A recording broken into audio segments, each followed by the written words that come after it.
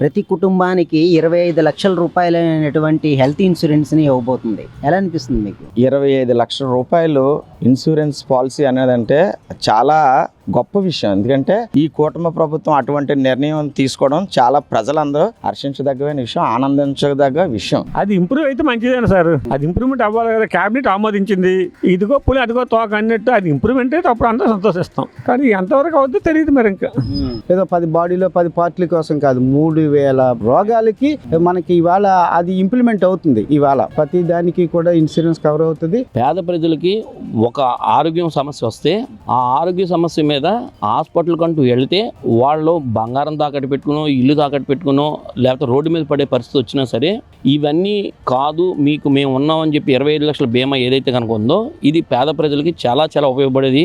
Super hit project అండి ఇది. దానివల్ల మనకి జనాలకి చాలా ఉపయోగం అండి. ఇప్పుడు హెల్త్ ఇన్సూరెన్స్ అనేది అండి చాలా చాలా మంచిదండి. అది ఇప్పుడు హాస్పిటల్ కూడా వెళ్తే మనకి చాలా ఖర్చులు అవుతున్నాయి. దీనివల్ల అండి చాలా మంది బాగుపడతారండి. ఆంధ్రప్రదేశ్ ప్రజలకి ఇదొక పండగ వాతావరణం కూటమి ప్రభుత్వం అందించిందనే చెప్పుకోవాలి.